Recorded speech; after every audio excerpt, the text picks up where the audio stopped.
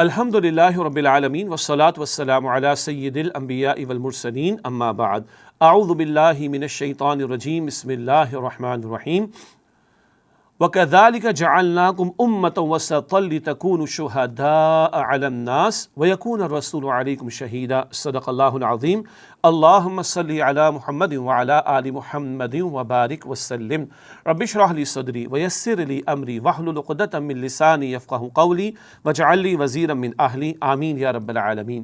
ناظرین کرام السلام علیکم ورحمۃ اللہ وبرکاتہ۔ اللہ تعالیٰ نے نبی اکرم صلی اللہ علیہ وسلم کی امت کو شہادت کے فریضے کو ادا کرنے کے لیے برپا کیا ہے۔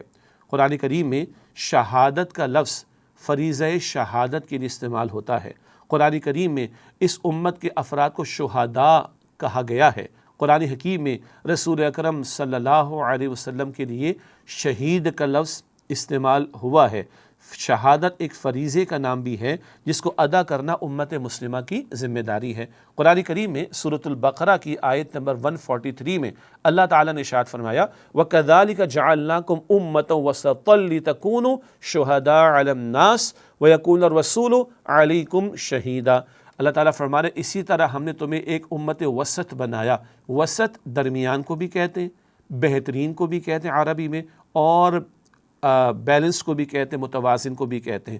تو یہ امت درمیان میں ہے، ابھی ذکر ہو جائے گا۔ یہ امت بہترین بھی ہے اور یہ امت افراط اور تفریط یعنی ایکسٹریم سے بچی ہوئی ہے اور بیلنسڈ سطح پر ہے، فکر کے اعتبار سے اور فلسفے کے اعتبار سے، دینی تعلیم کے اعتبار سے۔ بہرحال بتایا جا رہا ہے البقرہ آیت نمبر 143 میں ہم نے اے مسلمانوں تمہیں ایک درمیانی امت بنایا تاکہ تم لوگوں پر اللہ کے دین کے گواہ بنو۔ شہداء علی الناس، تم لوگوں پر شہداء، شہید کی جمع شہداء، تم لوگوں پر شہداء ہو جاؤ، گواہی دینے والے۔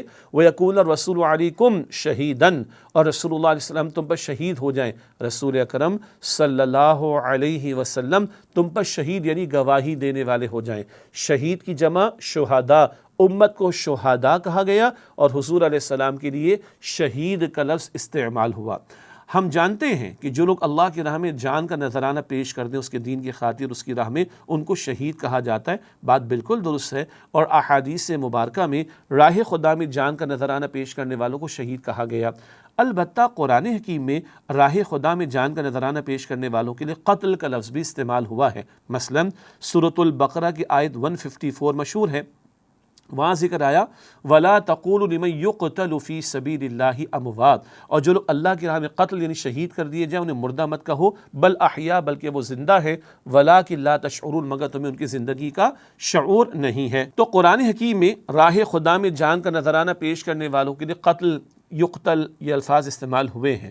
البتہ جس آیت کا ہم ابھی مطالعہ کر رہے ہیں البقرہ آیت 143، شہید کا لفظ حضور اکرم صلی اللہ علیہ وسلم کے لیے استعمال ہوا، شہداء کا لفظ امت کے لیے استعمال ہوا۔ اس کو میں عرض کر رہا ہوں یہ شہادت، یہ فریضہ شہادت کا نام ہے۔ مثال کے طور پر ہم دوسرا کلمہ معروف ہے نا پڑھتے ہیں اشہد ان لا الہ الا اللہ، کیا ترجمہ کرتے ہیں؟ میں قتل ہوتا ہوں کہ اللہ کے سوا کوئی معبود نہیں، کبھی بھی یہ ترجمہ نہیں کیا ہم نے۔ ہم کیا ترجمہ کرتے ہیں؟ میں گواہی دیتا ہوں کہ اللہ کے سوا کوئی معبود نہیں، لا شریک لہ، اس کا کوئی شریک نہیں، واشہد ان محمدا عبدہ ورسولہ، اور میں گواہی دیتا ہوں، یہی ترجمہ کرتے ہیں نا، میں گواہی دیتا ہوں کہ محمد صلی اللہ علیہ وسلم اللہ کے بندے اور اس کے رسول ہیں۔ تو یہ فریضہ شہادت، اللہ کے دین کی گواہی پیش کرنا۔ رسول اکرم علیہ السلام نے اپنی زبان مبارک سے اللہ کا کلام بھی ہمیں پہنچایا اور اپنے ارشادات کے ذریعے دین کی تعلیم ہم تک پہنچائی، اپنے قول سے حضور نے دین کی گواہی دی، اللہ کے رسول نے اپنے ذاتی عمل و کردار سے دین کی گواہی دی۔ اللہ تعالیٰ نے نماز کا حکم دیا، حضور نے طریقہ سکھایا صلی اللہ علیہ وسلم۔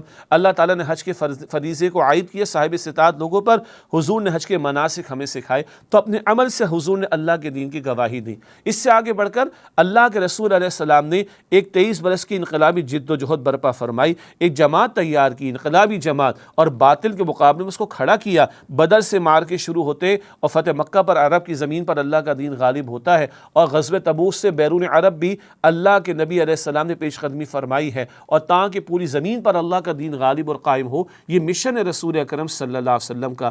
تو حضور نے اپنے قول سے گواہی دی، اپنے کردار سے گواہی دی، اور ایک اجتماعی جد و جہد کے ذریعے اللہ کے دین کو غالب و قائم کر کے دین کی گواہی پیش کی۔ ختم نبوت کے بعد آج یہ ذمہ داری ہمارے کاندھوں پر، اب فریضہ شہادت ہم نے انجام دینا ہے۔ حضور نے ہم تک پہنچا دی، ہم نے آگے پہنچانا ہے، ہم درمیان میں ہو گئے، ہمیں لوگوں پر گواہی پیش کرنی ہے اللہ کے دین کی، اور حضور نے ہم تک پہنچا دی، ہم تک حضور کے ذریعے پہنچ گیا صلی اللہ علیہ وسلم۔ وقت فرصت ہے، کہاں کام ابھی باقی ہے، نور توحید کا اتمام ابھی باقی ہے، اور یہ ذمہ داری ہماری ہے آج اللہ کے اس دین پر عمل اور اس کی دعوت دینا اور اس کے دفاع کی جد و جہد کرنا ہماری ذمہ داری۔ قول سے بھی پہنچانا ہے، کردار سے بھی پہنچانا ہے۔ بڑی بھاری بات آ گئی، کردار سے کیا پہنچا رہے آج ہم سب کو پتہ ہے، میجورٹی آف دی کیسز کے اندر۔ حدیث مبارک میں آتا ہے مومن وہ جسے دیکھ کر اللہ یاد آئے، جامع ترمذی کی روایت۔ ہمارے ایٹیٹیوڈ کو، ہمارے کنڈکٹ کو، ہمارے طرز عمل کو، ہمارے معاملات کو، ہمارے رویوں کو دیکھ کر لوگوں کو اللہ یاد آتا ہے، کوشچن ہے بہت بڑا۔ تو ہمیں اپنے قول سے گواہی دینی ہے، اپنے عمل سے گواہی دینی اللہ کے دین کی، اور اللہ کے دین کو غالب کر کے اس کی جد و جہد کر کے دنیا کے سامنے پریزنٹ کرنا۔ یہ اللہ کا دین ہے، یہ پریکٹیکل ہے، یہ قابل عمل ہے۔ اس کے لیے ہم نے پاکستان حاصل کیا تھا تاکہ دنیا کے سامنے بقول قائد اعظم اسلام کا عملی نمونہ رکھے، بقول اقبال اسلام کی صحیح تصویر انسانیت کے سامنے پریزنٹ کر دیں۔ یہ فریضہ شہادت ہم نے ادا کرنا ہے، جس کی ذمہ داری میرے اور آپ کے کاندھوں پر ہے۔ اور سچی بات، امتی وہی کہلائے گا جو فریضہ شہادت کو انجام دے گا، حضور صلی اللہ علیہ وسلم کی پیروی کرتے ہوئے۔ اللہ اس فریضے کو ادا کرنے کی مجھے، آپ کو، ہم سب کو توفیق عطا فرمائے، آمین یا رب العالمین۔ وآخر دعوانا ان الحمد للہ رب العالمین، والسلام علیکم ورحمۃ اللہ وبرکاتہ۔